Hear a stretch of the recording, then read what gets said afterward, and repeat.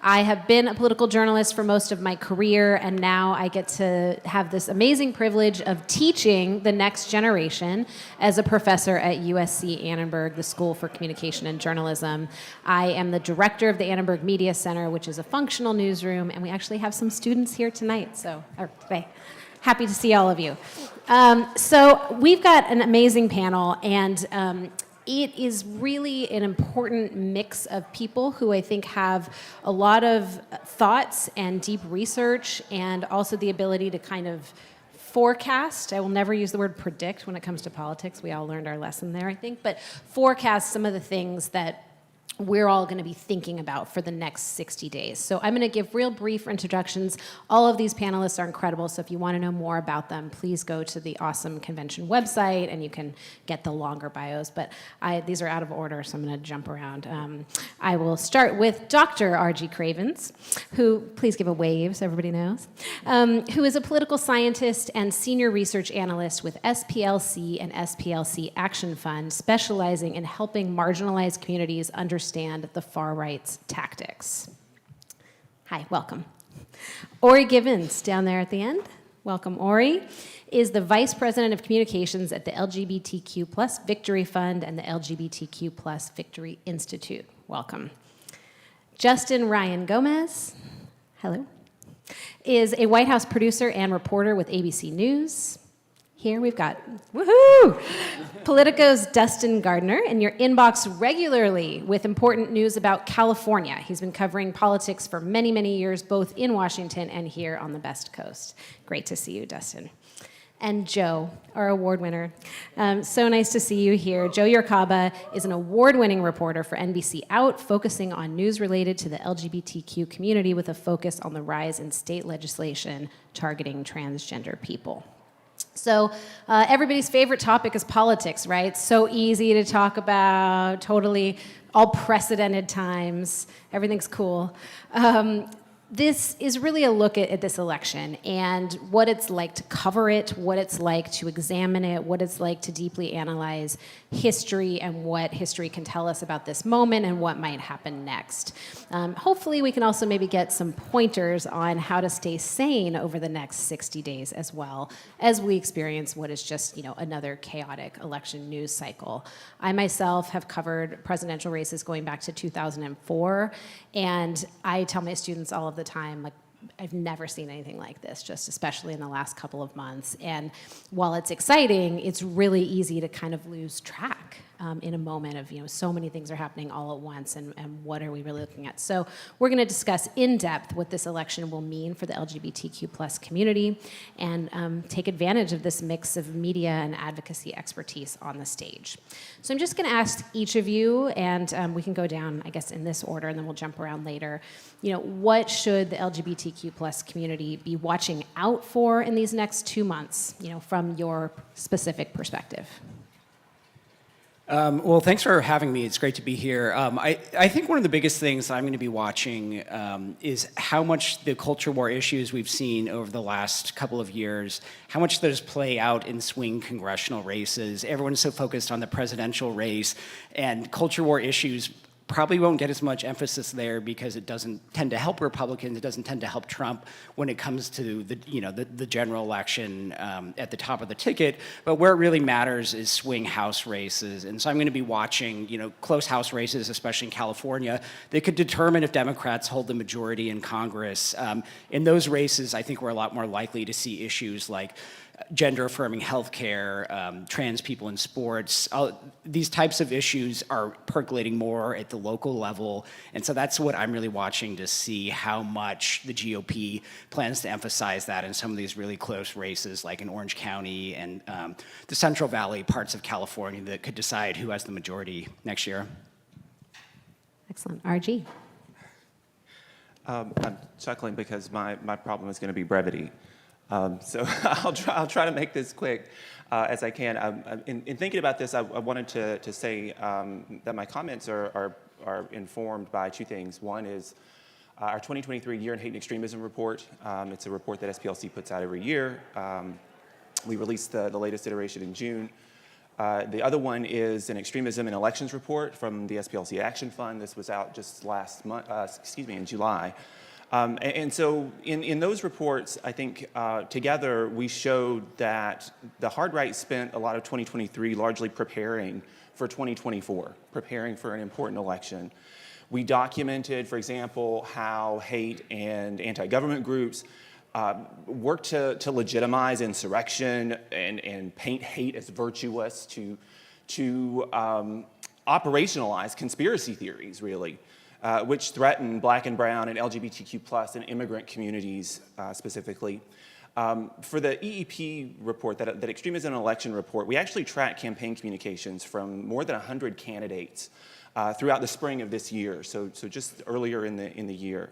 About a third of those were in the Southeast, as a matter of fact, and we looked for narratives in those communications that overlap with extremist ideologies that we track on a regular basis. And we noted some important findings, I think, that help me answer this question, so I'll get to those. Those campaign communications that we tracked were frequently laundering white nationalist talking points through attacks on LGBTQ plus people and immigrants. So about a quarter of the communications that we tracked in that report actually fall into that bucket.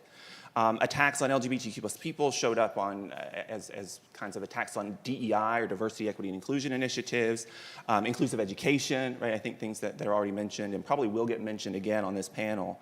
Attacks on immigrants showed up in the repetition of invasion-style rhetoric, but it really mimics something called the Great Replacement theory. These things frequently showed up together as candidates repeated a lot of these fantasies about who is and is not American. So defining, right, that question, who is and is not American, I think is going to be something to really look out for in how groups and how candidates are doing that. Another thing that stood out to me in that report was Christian supremacist rhetoric, which represented about 1 in 10 of all the communications we tracked. And that language says that a small group of Christians who believe that they know the correct way, right, to live, should be in control of everything, all of society. There are some subtleties here that these broad comments might overlook, but we can get into those maybe if there are questions. But a lot of those communications frequently demonize political opponents, calling them actual literal demons sometimes, and attacking policies, attaching policies to those characterizations, like banning abortion or DEI in education again. And there were a lot of overlaps between those and other conspiracies, like anti-student inclusion beliefs, attacks on again, education. They really overlap and resonate with QAnon conspiracies too. So I see these things really to emphasize that we've tracked for the better part of 2 years how hard right actors, hate and anti-government groups attempt to operationalize their conspiracies, targeting Black and brown people, targeting LGBTQ plus people, targeting immigrants and additional groups, and they do real harm to these communities through direct attacks. And we saw an increase in hate crimes over the last 2 years. The largest number of white nationalists and the largest number of anti-LGBTQ plus groups we actually tracked in our report in 2023. Those real harms to communities are something that we're watching for. And the second thing is that they're trying to weaken through public policy, through these kinds of direct attacks on people and the places where we congregate. They're trying to weaken civil institutions that are supposed to make our pluralistic, multiracial society work. And so it's no coincidence, I often say, that places like schools, places like libraries, places like hospitals, places like affirming religious institutions are all under attack. Why? Because those are civil society institutions that make our democracy work for everybody. And when those are threatened, we're all threatened. So I'll stop there. Again, brevity is going to be my problem, I think. But I'll stop there and maybe have more to say later. Justin, go ahead. So I'd have to agree that at the national level, we already know where the Democratic ticket and the Republican ticket stands as far as when you're looking at Kamala Harris and Donald Trump. Their issues are pretty set. We know where Harris and Walz stand. We know where Trump and Vance stand. What's going to be important, I'd have to agree with you, is the down ballot races. That's where you're seeing, in the past years, a lot of laws be implemented when it comes to bathroom policy and book bans and things like that. You're going to have to take a look at the races this year and see who's also supporting those kinds of issues and whether they're getting elected to office. Because there's only so much you can do on the federal level. Once the state and local governments start to implement those laws, then that's when it really affects kids in schools and things at the local level. So at a federal standpoint, you can't really do much at that point. So you really have to take a look at who's going to get elected in those local races. So keep an eye out for those in this November. Joe, you've been tracking a lot of those races as well. Yes, yeah. So when I was thinking about this question, I was just thinking about how I think of my role kind of dual here, to give people information, to provide them context on the more than 500 anti-LGBTQ bills that have been introduced this year. So to inform, but also to listen. So before this panel, I conducted an informal social media poll and just asked people, what do they want to see more coverage of ahead of the election?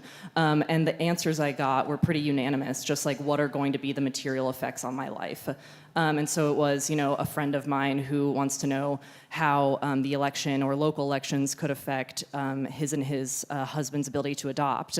And then I had another friend who lives in the Midwest who would like to see more coverage of queer communities in the Midwest and the South. And I've heard from a lot of trans people who are sort of flagging, yes, this election is critically important, but, they feel like their lives have been in jeopardy for years now and no one has been listening. Half of states have banned gender-affirming care for minors, half of states have restricted trans student athletes' abilities to compete on their school sports teams. And so I think I've heard a lot of frustration from people when there's been a focus on marriage equality because people are sort of feeling like I'm trying to survive in my daily life. In Texas, they just made it so you can't change the gender marker on your birth certificate. So people are trying to get through the day and survive, and they feel like sometimes there's an over-focus on things like marriage equality. Trans people specifically are being overlooked. Ori. I think all of these things are really vital, and I want to go back to talking about what's happening locally. Not to be a broken record, but I do think that, as many people have mentioned up here, that's where the power lies. That's where the power lies for voters, and that's where the decisions that you make are going to have the most impact on what you can do, who you can love, where you can be, where you can work, all of those types of things. I think it's also really important to understand that there are change agents right now that are working to combat and counteract some of this right-wing rhetoric, right-wing policy, and many of them are LGBTQ. We have over 300 candidates right now that are running, that are endorsed by the Victory Fund, who are just like you and I. They are living in their communities. They are seeing that they need to be a voice in wherever they live. And the more voices that represent pro-equality ideas, the more voices that are taking a stance against some of the anti-right or the anti-LGBTQ rhetoric that we're seeing, the more power that we can claim at the local, state, and national level. I think, looking at races like your school boards or your county commissions, things like that. Those are places also where if we are able to see more people who are LGBTQ or who are down for the cause, the more change we can make. So I would say definitely look at those local races, but also look at who is in those local races and look to support or look to amplify those change makers that are in your local areas that are trying to shift this back a little bit left, so to speak.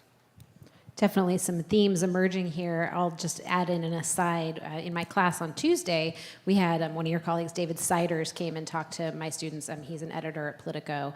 And one of the things we were talking about is something I might assign if I were in news right now, is looking at how there's a lot of groups of people who are saying, in this young generation, they're kind of frustrated with Democrats on the issue of Israel, and so they're deciding to stay home.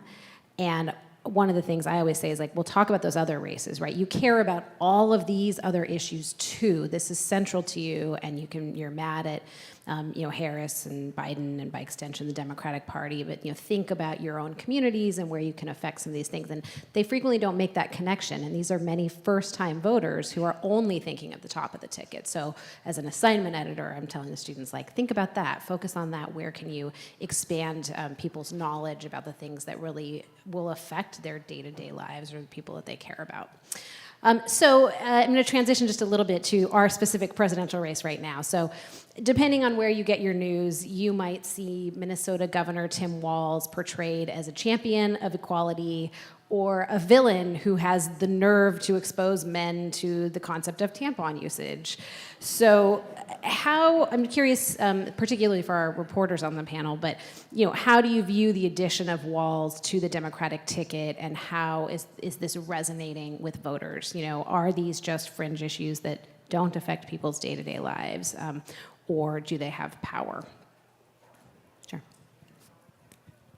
I think Democrats have found a pretty effective messenger on these issues, emphasizing a state. So the nickname Tampon Tim came from a law that Tim Walz signed to provide tampons in schools. I don't think messaging on that has proven very effective for the GOP. And in general, talking about reproductive care and abortion hasn't been effective for the party in a lot of states. We've seen state after state, even red-leaning states that have enshrined abortion rights. And so I think we've seen, since Tim and Kamala got at the top of the ticket, we've seen the GOP kind of flail a little bit in terms of figuring out what their line of attack is. And increasingly, it seems to me that they're finding that issues like talking about reproductive care, bodily autonomy, those messages are not working well based on the direction the polling has gone in the last couple of weeks. So I think we're seeing them pivot more to the economy, immigration, issues that are not those type of privacy, culture war issues that might alienate the typical independent voter in some of those swing states. And also Afghanistan, seeing that kind of resurface and talk about foreign policy as well. RG, do you have thoughts on this from what you see in the data and the research? So I think the assessment so far is correct. I would add that back at the end of 2023, SPLC put out a report that we called Captain. And it's short, the CAP is Combating Anti-LGBTQ plus Pseudoscience. And in that report, we actually talked about the wedge strategy of the hard right to target trans people, to target trans identity, and to exploit a lack of information about trans identity generally.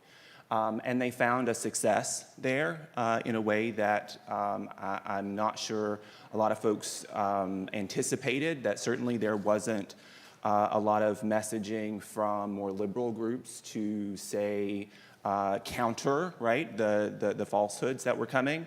And so I would say that to me stands out as something to consider, especially for journalists, people who are tasked with providing information, right, to the general public, increasing the amount of information that can help dispel a lot of the pseudoscientific things that are out there, myths, right, and prejudices that exist around trans people, trans healthcare.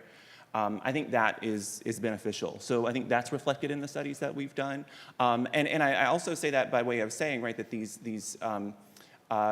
focus on trans rights, I think, is going to be partially a pivot because of the ineffectiveness of messaging around abortion. But understand that those things are linked, right, in sort of the hard right ideology that we follow, that both are representative of attacks on your bodily autonomy, right, on your ability to make medical decisions for yourself and your family without interference. And so those things are connected, but because the messaging is less successful on one, I think that the trouble for me is that there's been a willingness to exploit and to take advantage of transgender people and a lack of information about them. Right? And I think that's reflected in public opinion polling right around trans rights as well. I have a slightly different take on this question for Justin. I'll come back to in a second. But Joe or Ori, do you want to weigh in on this one? What you've seen with the Democratic ticket specifically?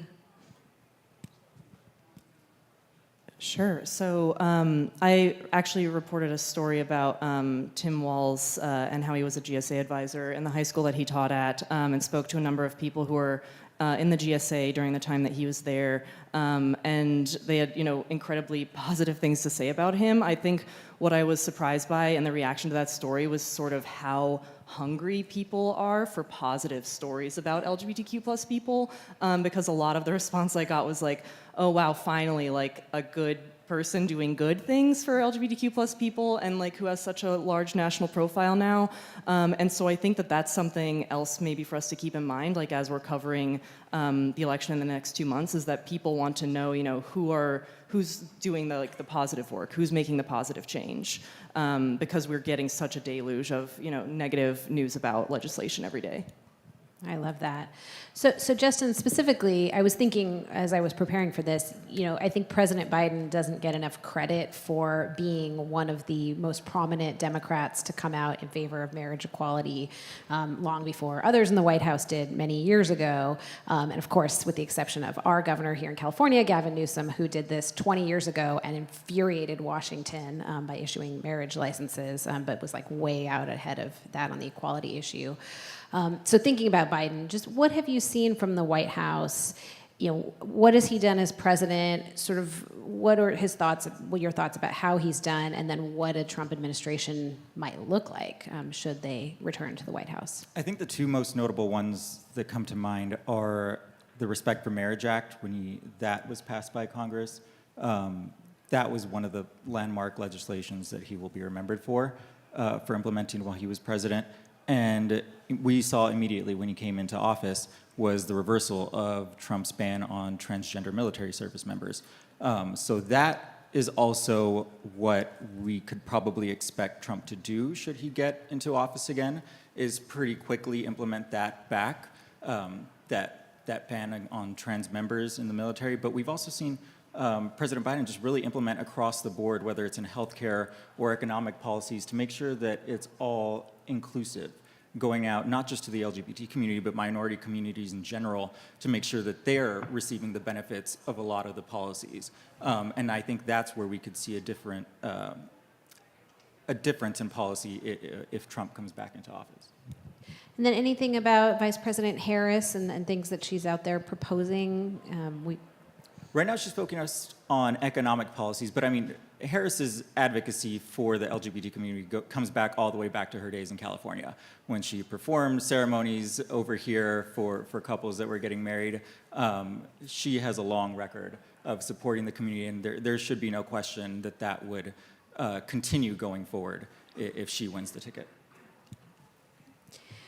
So now I want to talk a little bit more about Project 2025, which is something that the Trump campaign has really attempted to distance itself from, saying, it doesn't have anything to do with us, not affiliated with us.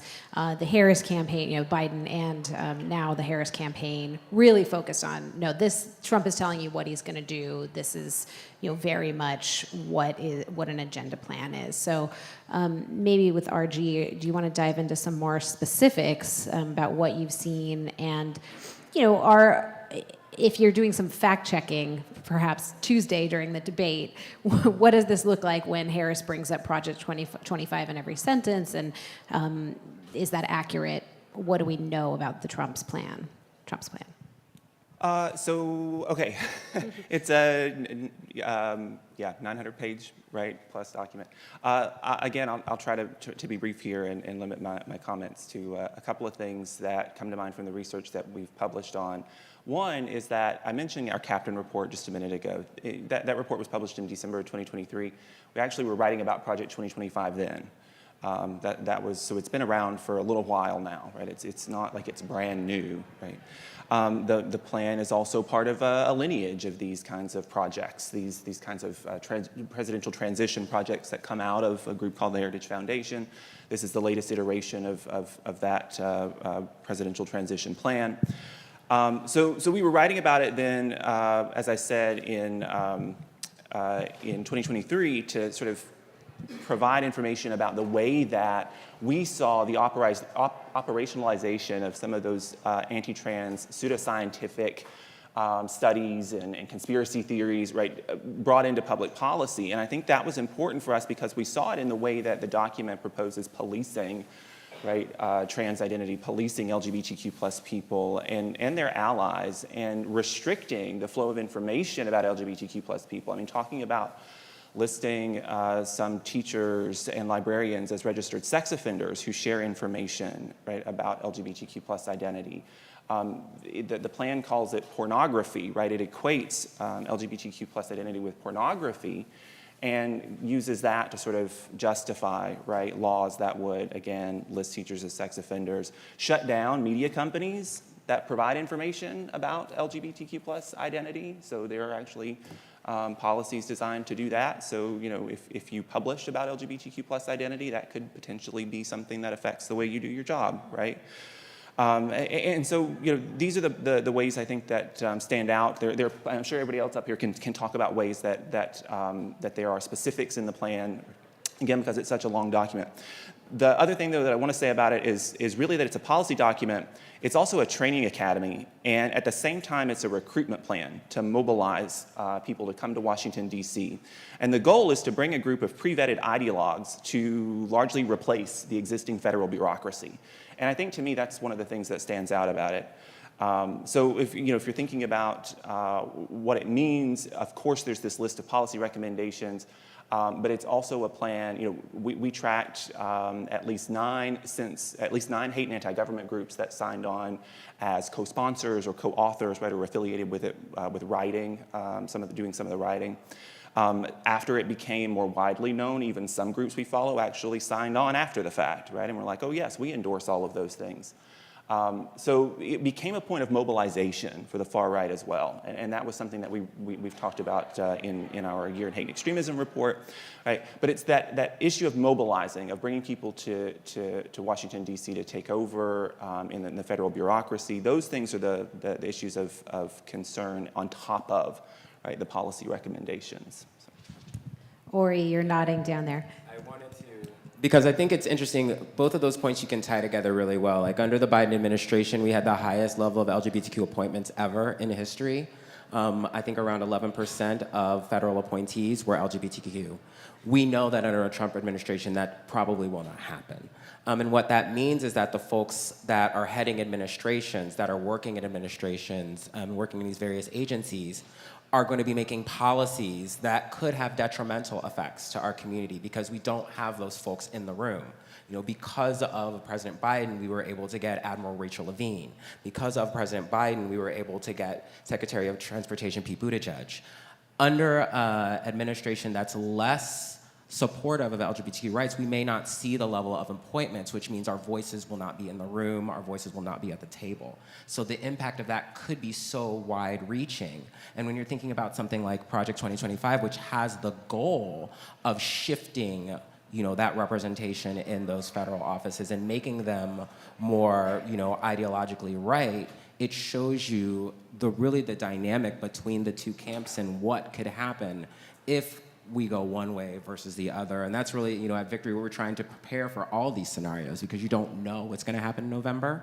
But it's very clear that there is going to be, if we see a Harris-Walz administration, we have the opportunity to continue the history-making progress that we've made in inclusivity in federal government.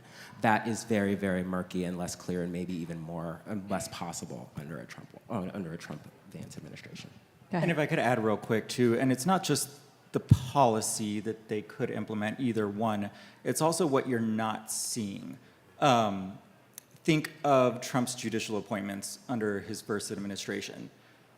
There's been a lot of pressure on Justice Sotomayor to have retired by now and step off the bench so President Biden could have appointed the next one on there.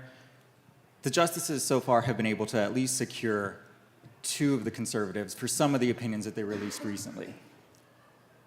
If it is a Trump administration coming in and he does get the opportunity to appoint one more justice, then we're seeing a 7-2 Supreme Court. The likelihood of ever seeing another chance of the liberal justices take that many conservatives away to try and get an opinion in their favor is probably not going to happen. So it's not just policy implementation and what the federal government could look like, it's what the court could actually do to any type of policy that gets passed by Congress as well. Try not to be too heavy, but now let's turn to political violence. No, just to stay on this for a second. Sorry. The pure political tactics of Biden and now Harris on Project 2025 have been kind of fascinating to me because it's become such shorthand. I love thinking about what's in that 900-page document and how many journalists and regular voters are diving in to understand these very fine point specifics. And then the Democrats have been able to, Project 2025, it's almost like the foil of CRT, critical race theory, how that became the boogeyman for such a long time. So this is kind of out of left field, but how do you all think that is working as a campaign strategy for the Democrats at this moment, particularly as Harris is about to take such a prominent debate stage? I don't know, Joe, you want to weigh in on that or anyone? Sure. I think, to be honest, I think that I spent a lot of time talking to the parents of trans kids and to trans youth and to LGBTQ plus youth generally. And though they read stories about Project 2025 and share things about Project 2025 and they're aware, they're really just trying to get through the day right now. They're driving across state lines to get their kid health care. They're worried about I just got a text from a mom the other day whose local school board is considering a policy that would bar her son from going to the bathroom.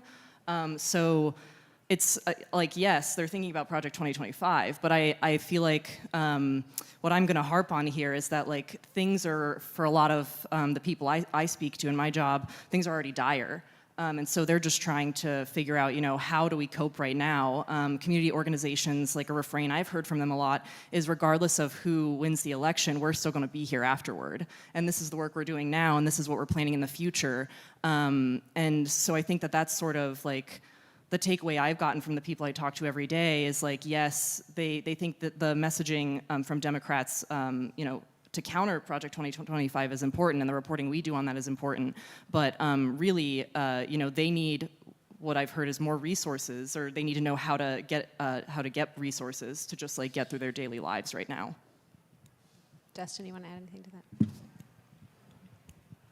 Yeah, I'll just add on to that and by saying that I think you're exactly right in the sense that whoever wins the election, this rift in our society is not going away. I was talking to a doctor at this convention earlier today, someone who works in a local hospital providing LGBT care.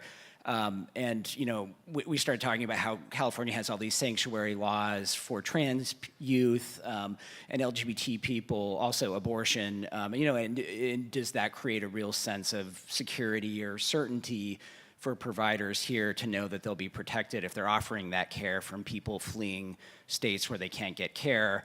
And the response was interesting to me because what he said was that the shock effect of people getting threats and people having fear and people being uncertain about whether they can provide this care and uncertain that even though they live in California, that whether those sanctuary laws will really protect them, the effect of that's already being felt.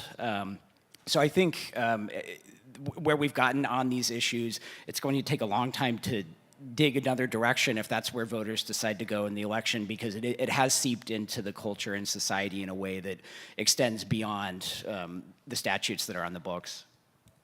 It gets back to that economic argument too, because we know right here in California, a lot of people are leaving because they can't afford it, but they can't go to Texas. These are real decisions that they are making based on what they might be able to do with their families in other places. So it's a lot. And I do want to talk about this concept of what could happen after the election.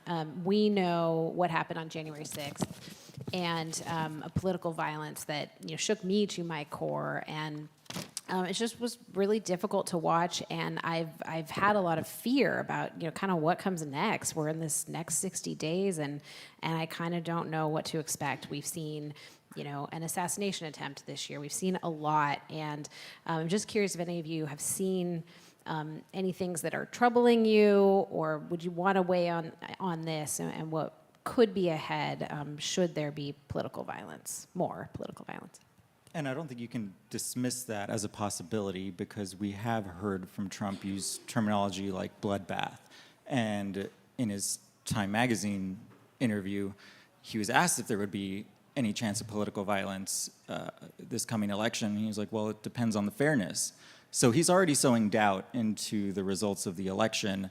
So you have to consider the possibility that something could happen again. And I want to go back to just the discourse in the party and how divided this country is really quick, because after the insurrection on January 6th, when Trump left office, it seemed like Trump leaving office was kind of the end there.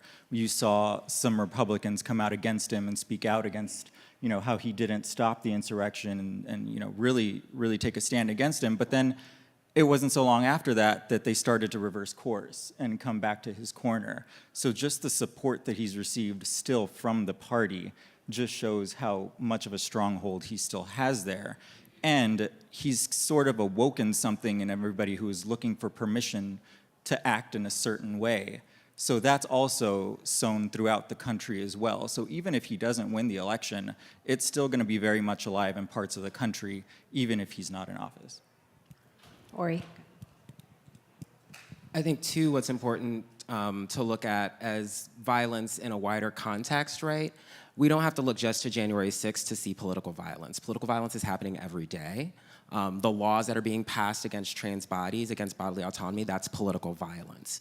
We're seeing our candidates being harmed, whether directly through anti-LGBTQ rhetoric or indirectly through campaign mailers or debates where people are talking about and othering us. So this concept, you know, political violence, unfortunately, has always been a part of the American political system ever since, like, they brought people over on boats, right? So I think we have to really look at what we are saying about violence and, like, not just look at it through the most extreme, but look at it how it manifests on the daily and how that builds up to the most extreme.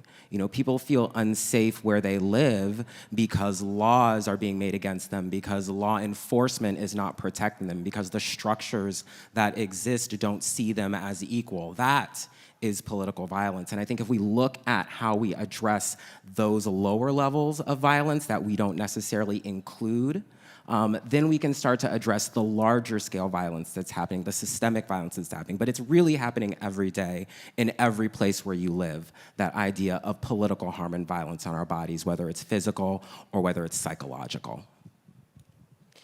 What about the coverage of all these issues? I think, you know, people here on the stage that are committing journalism today are doing really important work.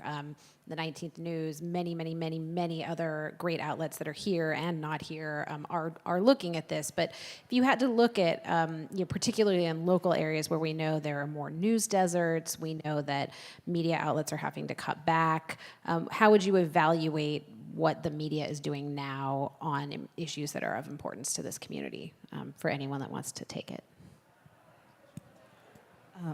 Yeah, so, okay, it's on. So jumping off of what Ori was just saying, I think what I think we should challenge ourselves to do is really avoid covering the election, or elections generally, as just like political football and like wonkiness, and because what I hear from readers is that it just doesn't speak to them, nor does it help them.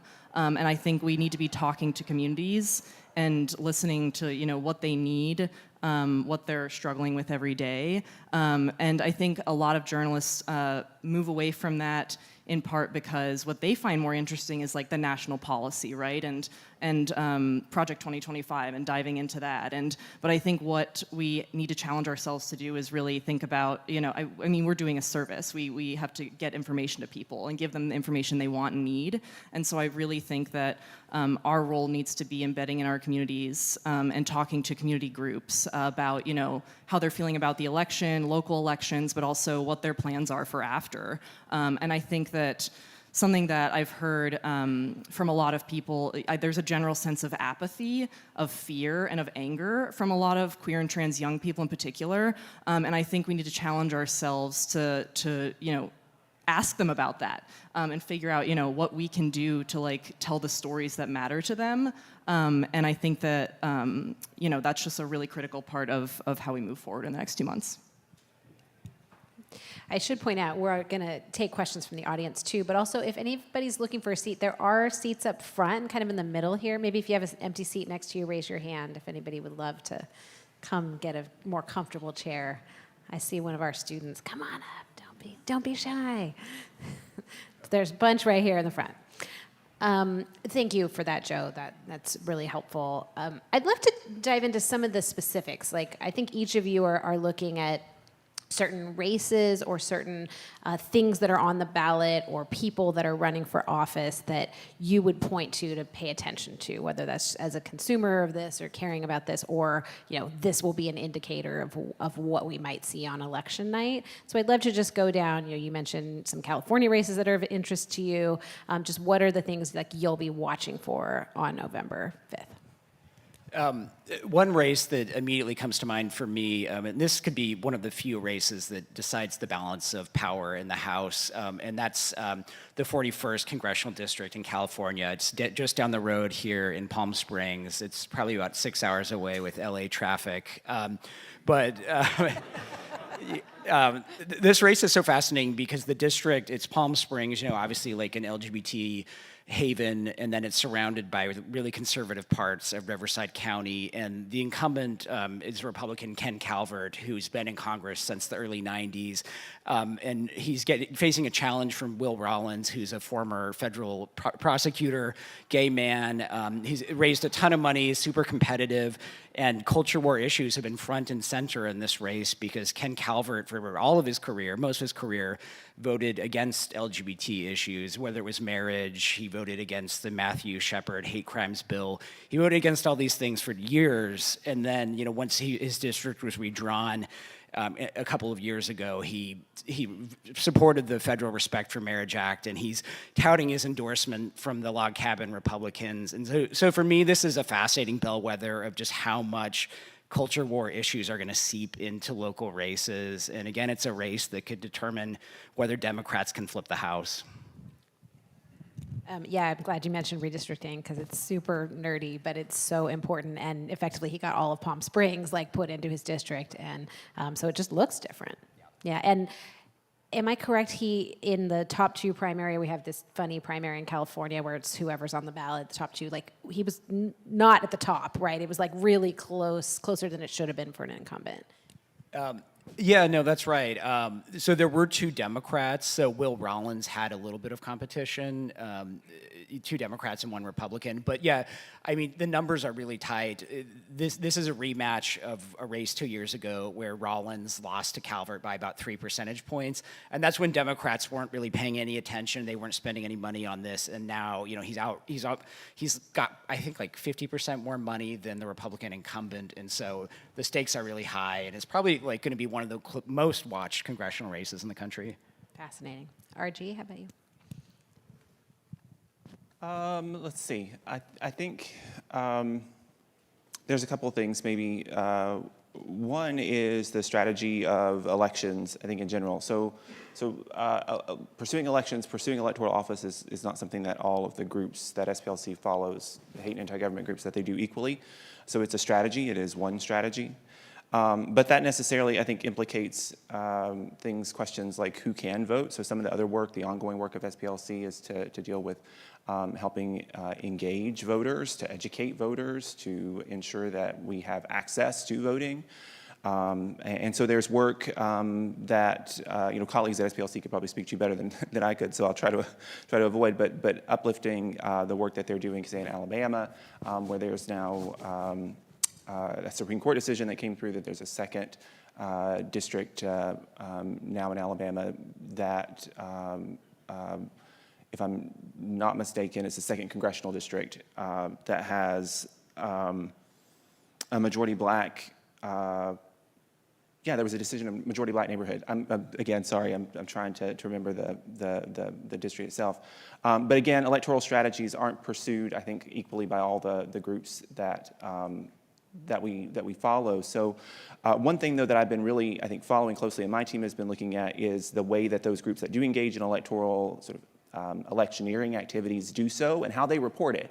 So there's a lot of money, I think, flowing through these state and local elections we've been talking about, and that's not easily tracked. And so one thing that comes to my mind is the way that groups that engage in political activities as nonprofits try to disguise that. And so there are groups, one or two come to mind, some of the bigger ones, Family Research Council, that are registered under the IRS code as churches, associations of churches, and how those groups are engaging in politics without having to hold to the same reporting requirements, transparency strategy or transparency requirements, right, of other organizations, and what that means for democracy. Because I think that a lot of the things that we've been looking at SPLC, the reports that we've done and the things that I've talked about have pointed to these overall threats, ways that democracy are trying to be eroded, whether it's to attacking civil society, preventing people from voting and getting access to voting, right, or just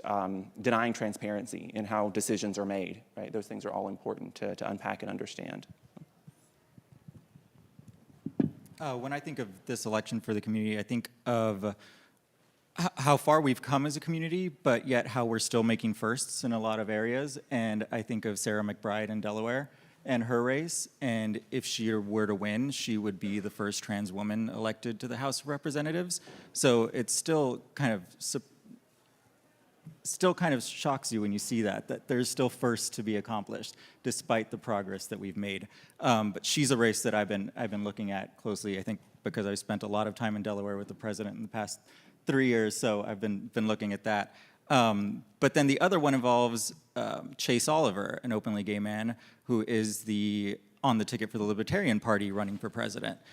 And I bring him up because of how close this election is already going to be between Donald Trump and Kamala Harris, and you throw in that third-party candidate and what that could do in some of these swing states. And there was just a recent CNN poll of the major swing states, and it showed him, at least with 1 percentage point, some of them 2 percentage points.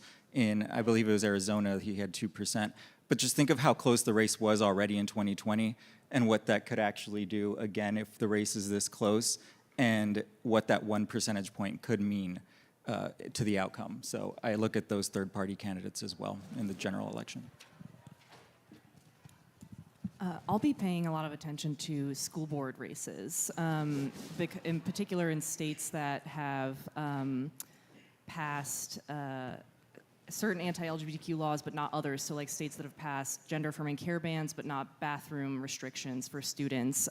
Because what we're seeing increasingly is a lot of school boards, if their state didn't pass a law, then the school board will try to pass a policy that says, okay, well, in this district, if you're trans, you can't use the bathroom of your gender identity. And so that's sort of what I'm going to be keeping an eye on, particularly in states including California, Missouri, a number of them.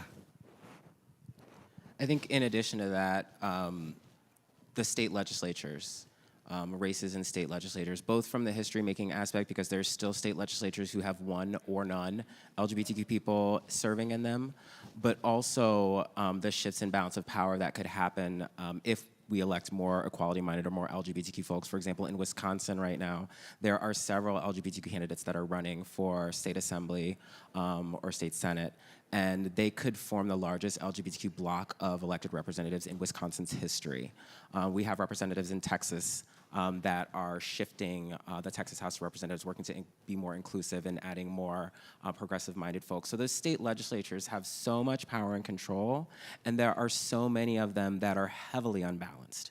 And so in order for us to combat some of the anti-LGBT legislation that we're seeing, that's the pathway to do it, getting more people that are in those halls of power. So we're really watching. Victory is putting a lot of effort into how we uplift the state legislative candidates and how we get people engaged in supporting those candidates. Also have to note that both of the candidates you mentioned are victory candidates, so it's very important to uplift that people are making change in these communities. They are fighting to uphold values that respect and include all of us. And I love to hear people talking about them.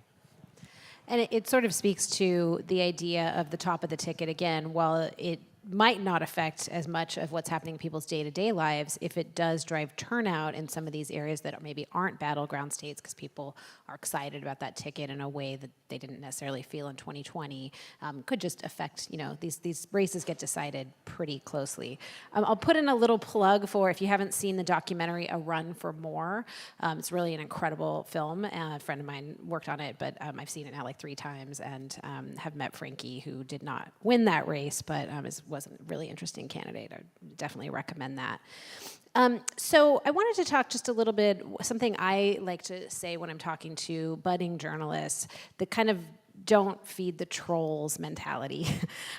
When people come after you, as a journalist specifically, but also if you have other thoughts, just being from this community, how to cope with hate that comes your way. If any of you have specific pointers, I think the room would benefit from it. So I spent a lot of time as a journalist. My first on-air job was like in 1996, so it's been a while that I've been in this space. And I think now, because so many of us are out doing this reporting and also putting our own identities out front and center, you're going to be a lightning rod oftentimes. I think the most important thing, and something that we've always talked about in my previous work in anti-violence also talked about, is just having a good, strong community.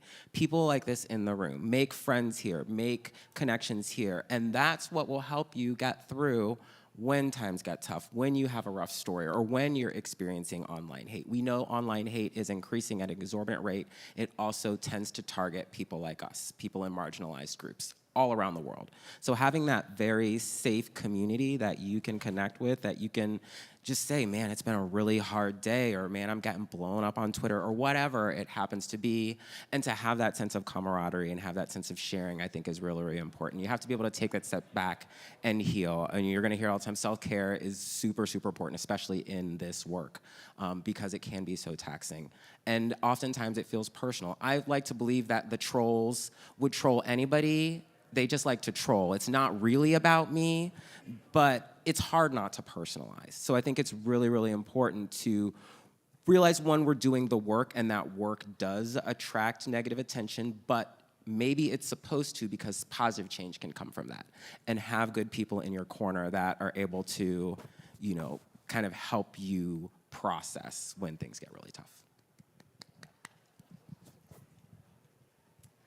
Yeah, no, I totally agree. I like to tell a story that 2 years ago I was at a panel here that was led by the great Katie Barnes at ESPN, and a couple people who were watching the panel were just chatting on Twitter, and we jokingly named the chat, the Katie Barnes fan club, and so I really have connected with those people and with Katie and a number of other reporters here, and so whenever I'm having a really hard time, I'll text them or text Kate Sawson at the 19th, or anyone who's also doing this work. And so it's nice to know that, when you feel like you're getting attacked by 1,000 people online, and you feel really alone, that you're really not. There are dozens of other people doing this work, and definitely use places like this to connect with them and reach out to them.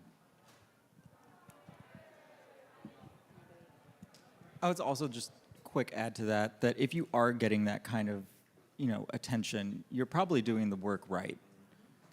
Don't let it get to you. Keep going forward. Whatever you're reporting on, whatever you're working on, struck a nerve with somebody probably because you were reporting it the right way. So just keep going. I'll jump in here too with just a really simple piece of advice, and this was given to me by a state lawmaker who I've covered, who's been the target of many death threats, all sorts of threats for years. And this is State Senator Scott Wiener from San Francisco. He's one of the better known state lawmakers in California, kind of seen as a likely successor maybe to Nancy Pelosi, but he's routinely been a target over the years because he's carried a lot of controversial bills, or at least bills that were controversial outside of California, related to making the state a trans sanctuary, protecting LGBT rights in other ways. And I talked to him for a profile I was doing about how he'd become this target of the far right, and because I wrote about it and tweeted about it, of course, then these people started trolling me and calling me a groomer and things. And the best advice he gave me is just don't read the comments. Like, you don't have to read the responses on social media or on the comments on stories. And it sounds so simple, but it really will save your peace of mind. I love that, and I often do that with students as well. You know, like, you don't have to ever respond or screenshot or any of that, because it doesn't always further the conversation, but also you don't need to engage. Like, you don't need it. Go ahead. Yeah, I would echo. There it is. Yeah, I would certainly echo those things. Also, I just wanted to add a couple of maybe practical sorts of things. There are services out to help remove identifiable information that's online. So if you feel like that's something you could do, I mean, it does provide a benefit to remove personal, information that bad actors could get access to. Do things making sure you limit or at least protect passwords as best you can, right? Try to take those best steps. I'm not sponsored by any of those IT programs that you have to go through for work, right? But they really are helpful suggestions to make sure that the information that you put out there is not information that could be used to further cause harm or damage to you. So certainly, I know it's probably not practical, right? But a lot of times we'll tell folks, think about limiting your social media exposure. But I understand the different constraints here. But certainly there are some services out there to do things like help remove that profile, or at least diminish the identifiable information that's out there that makes it more likely that it could be attacked or used against you. That's a great one. So we would love to hear your questions. I believe we've got some mics running around out there that will go out to the tables. And please make sure that your question ends with a question mark.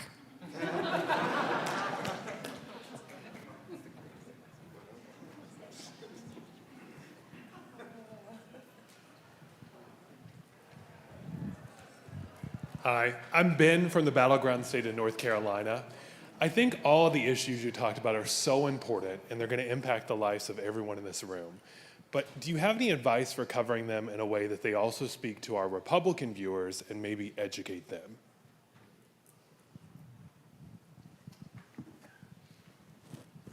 I think somebody said, I can't remember the exact phrasing, but typically when we cover politics, it tends to be about the battles. It tends to be about the polls or the numbers or this person versus this person, red versus blue. I think when you want to cross over those party lines, it's about the core issues that matter. It's about the economy, it's about jobs, it's about fixing potholes on the street or making your parks more beautiful. It's about those things that we don't necessarily attach to ideology. Now, sure, there are a lot of issues that have become ideologically centered, whether we're talking about trans issues or LGBTQ issues or issues with DEI, things like that. Those can be very polarizing, and it's hard to bring people to the table. But not all of the issues that are involved in politics are so polarizing. I used to work for an outlet, and the slogan was "Everything is political." So look at how you can cover politics in a way that makes it resonate for people that hate politics. Somebody said, get out of the wonkiness of it. Talk about the issues, talk about the things that, people are talking about in their dinner tables, or talking about at their barber shops, or talking about, in the places that they frequent. And that more often than not will allow people to kind of see different perspectives. It's something that we tell our candidates all the time. You don't always want to just focus on, being the first LGBTQ person or being the first trans person or whatever. You want to focus on how you're going to improve the schools, or how you're going to help get more money in people's pockets. And those are things that no matter whether you're a Republican or a Democrat or independent, you usually care about, unless you have a whole lot of money, then maybe not. Yeah, and I would also say when you're talking policy like that and story, you're covering stories, just to find a way to humanize it as if you're speaking to a family member or one of your friends. Find a character for those stories that it's really going to affect, and tell your story that way, how it's actually going to impact somebody in your world. Don't go through the wonkiness of what is included in the policy. That's where you'll lose people, and it just gets so lost and confusing. Just relate it in a simple, broken down way, and how this is going to affect people in your community and those neighbors. Yeah, I was just gonna add the human stories is like what I would say too. The most engagement I get on most of the things I write is when it's related to Florida's parental rights law, also known as the Don't Say Gay or Trans bill. And one time I got an email from this man who, because the story I told was just about a teacher and how a student asked him one day, "Are you gay?" and sort of how he struggled to answer that in the moment. And so it was very human centered, less about pitting parties against each other. And this man emailed me in all caps, like, "The bill doesn't say anything about sexuality." And so I, just calmly responded and quoted the bill and said, "Here's the text of the bill. You can read it yourself. Here's like the quote." And he responded, "Oh, thank you very much." So I think just spelling it out for people like that, but using the human story as an in can work really well sometimes. One person at a time. I like that. Also, if you're wanting to pitch these stories, don't be afraid, right? Sometimes I've seen that, particularly working in newsrooms where somebody doesn't feel like their voice is empowered. Just try to find those allies. Maybe it's people you meet here today or others in the newsroom to be like, this is why this is important, and get it out there. Try to pitch it. I think we're going to go here for the question. Hi, I'm Nicholas Snow with Promo Homo TV. In the spirit of action equals life and silence equals death, that came out of ACT UP, I was wondering if any of you acknowledge and realize that what you are individually doing in your lives has a direct impact on the future of humanity. That's not a big question.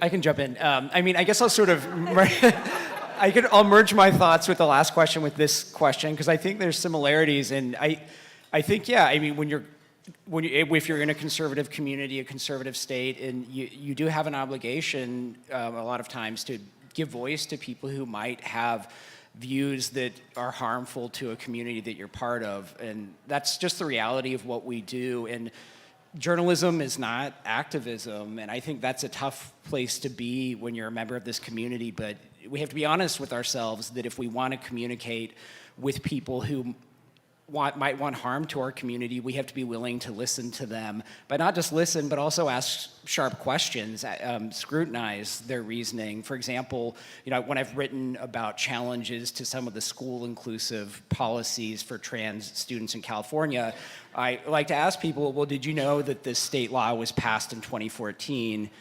Were you aware of any complaints about this trans-inclusive policy before the last year? Why do you think there were no complaints for all those years after it passed? So I think you can hear people out and ask tough questions, but recognize that you're not an activist. And I think you have to do both at the same time, which is hard, but that's what we sign up for. Anybody else want to add to that? The humanity? So I've always struggled with the idea of journalism as an activism, because I do think in a lot of regards, like, you hold a lot of power with your pen, a lot of power with your camera, a lot of power with your microphone. That's activism. Now, we have to be balanced as a journalist. You have to do it in a different way. But it was not long ago when our issues, LGBTQ issues, were covered in very maligning, very negative ways, and we're still seeing that to this day. So I think that it's a different type of activism. It's a more balanced activism, is what I like to say. But I do think that we have such opportunities. To your question about, do you understand the power? When Victory started doing the work to get LGBTQ elected, there were a handful. We have now 1,303, plus or minus a few candidates all across the country, and we're doing work in places all over the world. And so that change is tangible, right? You know that every person that you get elected is going to be one more person that will uplift viewpoints that may not have existed in those spaces before, and that's power. You think of the stories about somebody like a Sarah McBride, who could be a first, and hopefully many more people will come after her, because we talk about a Sarah McBride effect, or a Danica Rome effect, because when people see those folks in political office, they see themselves, and then they think, I can do that too. I was on TV as a reporter and an anchor because I saw Dana Tyler when I was in elementary school, and I saw somebody that looked like me. So that idea that representation matters is very, very important. So that's what we try to work at Victory, and we understand that having just one person in the room is going to help change hearts and minds. Having multiple people in the room is going to assert power. And I'll just add to that real quick. It's okay.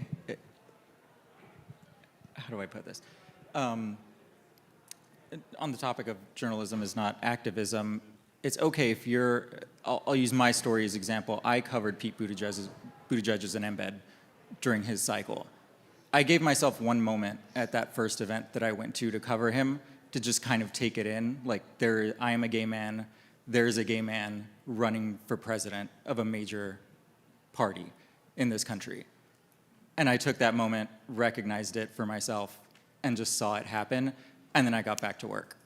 And then, so that way it wasn't lost on me. And then every event after that, I could see it in everybody who was in the crowd, those who were part of the LGBT community, who were seeing that same thing that I did that first event. And then you can go talk to them and get that same shared experience that you had.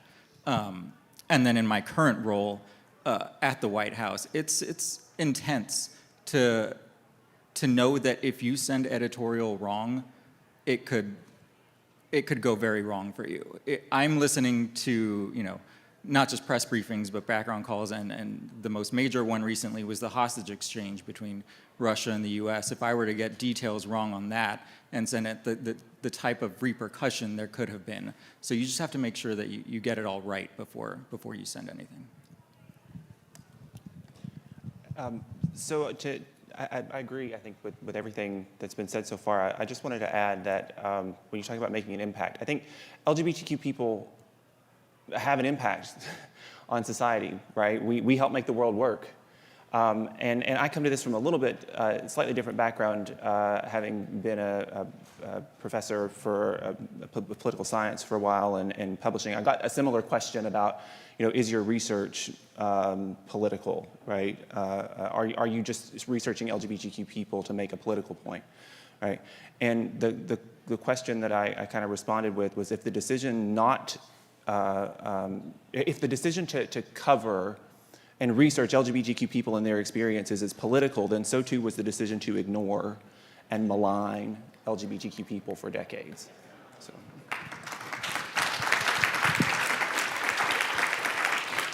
Oh, yeah, you hold it.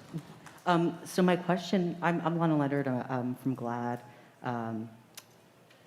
And I'm wondering how you cover and think about third-party candidates in states, and particularly at this time in this election, where we're seeing third-party, fourth-party candidates start to change the electoral college.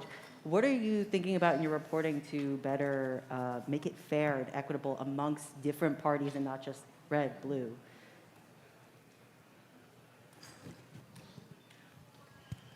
That's a tough one. I mean, I don't know if any of you want to tackle it. I think I didn't know about this libertarian candidate, so I got big stars around this. We're going to talk about it in class next week.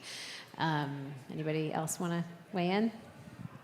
I'll just, I guess, add on to what I was saying earlier about Chase, but then you also have Jill Stein on her party as well. It's tough to do because you're so focused on Harris and Trump at the moment, and knowing that the outcome is going to be one of them right now. In the next 60 days, it will be one of them. In the future, maybe there is, a serious third-party contender. But right now, you kind of just have to go at your reporting by looking at that polling as well, understanding what that kind of 1% that Chase Oliver is getting right now. How many votes is that going to equal out to? How close was Georgia in 2020?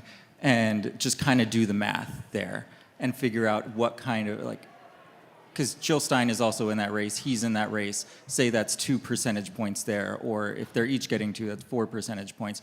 How much is that going to take away from Harris? How much of that would give to Trump, vice versa? And you just got to see the effect of what they're going to cause in these battleground states. More questions? Looks like there's one in the back there. And up front here.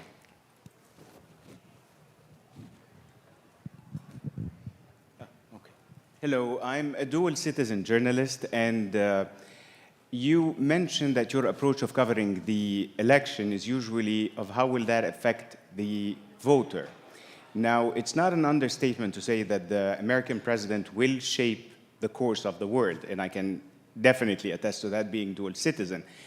However, when it comes to the Middle East conflict, it has been always the sentiment since the 80s that whoever will become the president will not really alter the course one way or another. Until this year, I follow news from different places, and this is the first time the Arabic media and the Israeli media are anticipating who will become the president of the United States, because they know whether Trump or Kamala Harris, that will alter the course of the conflict one way or another. Now, my question is, as journalists, to what extent you feel that you have to cover the news story or the election from the angle of letting the American voter be aware that he's not only voting for his taxes or gender or pronouns or the local things that we all as Americans care about, but how his vote will affect the rest of the world. Maybe I can take a spin on that question just a little bit too, for anybody who wants to tackle this. This is the idea of, foreign policy doesn't tend to get as much coverage, period. And yet we're in this extremely tense moment. It's something that is happening in the Middle East, but is affecting us here in the U.S., college campuses, political fights at the table. Political is the wrong word, but arguments over this issue. So when you think about some of the domestic issues that you're covering, where is the balance? How much are voters kind of considering foreign policy versus what's affecting them at their particular table? I think this election's different from ones we've had in previous years, to where there is a little bit more focus on foreign policy because of the war in Gaza, because of what's happening in Ukraine. You're seeing Republicans kind of frustrated with the amount of money that's been sent to Ukraine. So foreign policy is in the spotlight in that sense when they're thinking about it. But then you've seen the Democratic Party also put a spotlight on what would happen if a Trump administration were to take place, and the relationships that Trump brags about with his friendship with Kim Jong-un or his relationship with Vladimir Putin, and what that could mean for America's standing on the world stage and the security of Europe if that were to happen. You've seen President Biden talk about this, since he was going to run for re-election, and it's still a popular line with Vice President Harris as she's out on the trail. So I think in this election, you're seeing foreign policy really come into play a little bit more. Yeah, I was going to add that at NBC Out, we have covered, how U.S. policy on Israel, how the queer community generally feels about it and how it affected Pride this year. So a lot of Pride parades were, framed as, Pride as a protest. This is a protest specifically against U.S. policy in Israel and in Gaza. And so that's sort of how we've approached it. We've also, kept in mind that at every Pride event there was a protest related to, or at least that I went to, there was a protest related to Gaza. When I was at the White House, a protester was escorted out for protesting about Gaza. So that's sort of how we've approached it at a queer vertical in particular, is to look at what is the community saying, how are they reacting, and to make sure that we cover those stories. One aside I'll add to this, one thing that we're really trying to cover at Politico is the ways in which California, New York, New England, certain parts of the country are sort of emerging as their own actors on the international stage. I think that's one thing we can emphasize more in the press, because other countries see the instability in American politics, and they see economic islands within America as sort of their own policy-making centers more and more. I mean, for example, climate policy in California is much more closely aligned to climate policy in vehicle emission standards in Germany than it is in Florida. So I think you're going to see a lot more of that, and that does bring more coverage of international affairs into coverage of American politics, and it extends beyond things like tech and climate. It includes human rights. I think a lot of the diplomats that I've talked to for that type of reporting, they say that when they look at the long-term instability in Washington, they see more similarities with places like California and New York in terms of things like women's rights and LGBT rights. So I think it's an area we can continue to cover a lot more, and probably should be covered a lot more in the mainstream press. Yeah, great one. Is there another question back here? There's one up front for sure. Hi there. I have a question about what we were covering earlier on. There was a general sort of tacit endorsement of Biden and Harris and Walz that I heard. And I was just curious about, I'm uncomfortable with some of Harris's history with transgender prisoners in California. And I'm wondering about just like what the tone should be to like tackle something like that I think needs to be raised, but I don't know if it's necessarily like the primary thing to be bringing up in an election cycle. Do you have any thoughts about generally like, I don't know, something that's a difficult issue like that sort of seems to run contrary to generally what we're trying to do here? I don't know. Does that make sense? I think it's worth covering. So I think Kate Sawson at the 19th did a great piece about Harris's evolution on trans rights in particular, like in the last year or two. It was an older piece.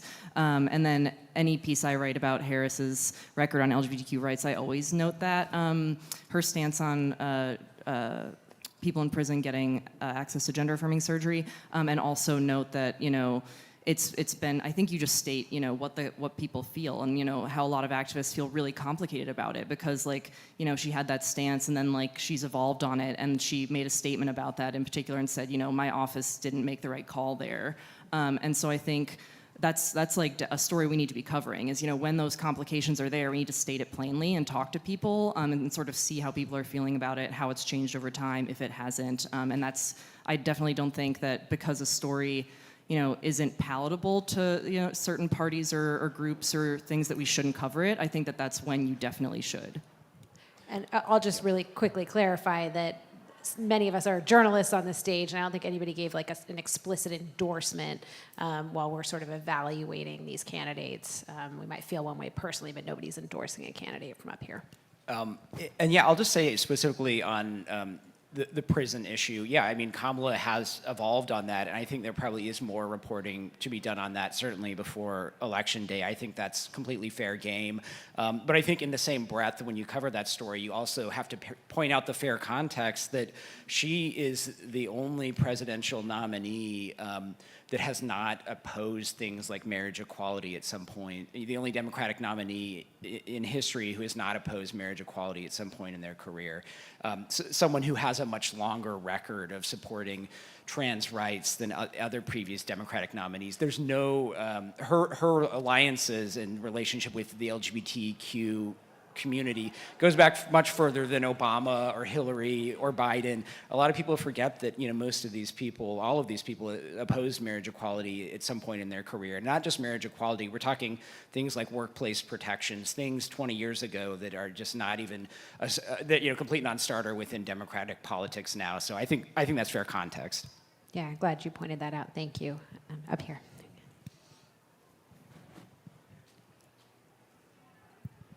Hello, Erin from Erin in the Morning. I think a lot of transgender people will agree that coverage from our national major media outlets on trans issues, especially political coverage, has been notably poor.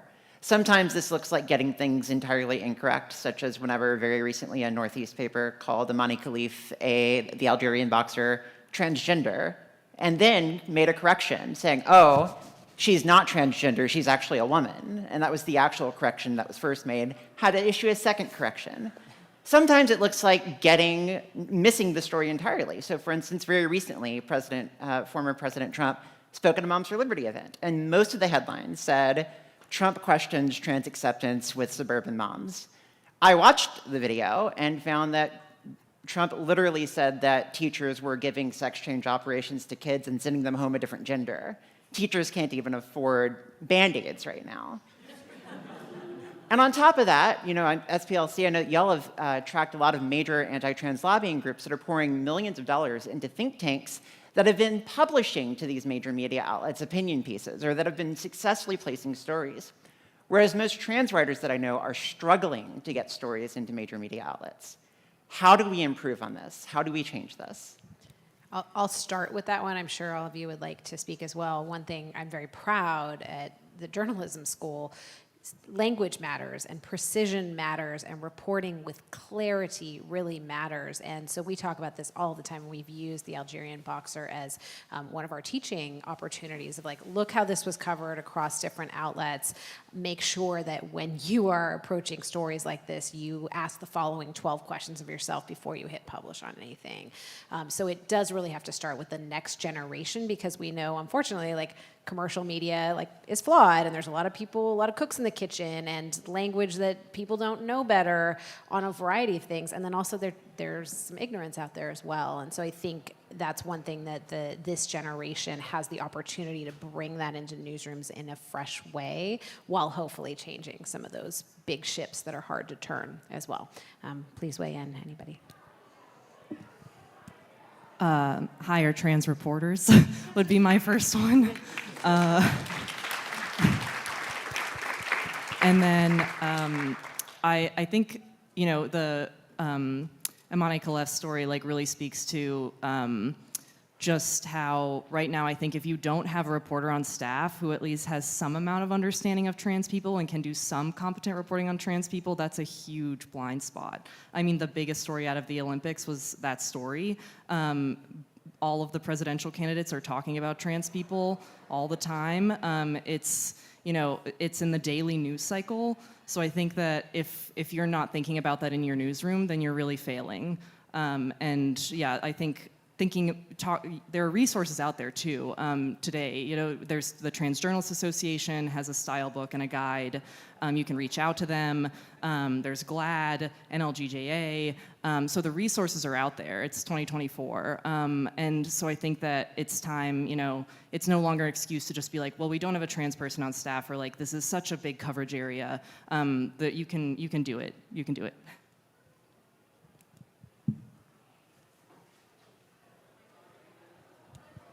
And I think we're getting close to time, so this will be our last question. Obviously, feel free to come chat with us afterwards.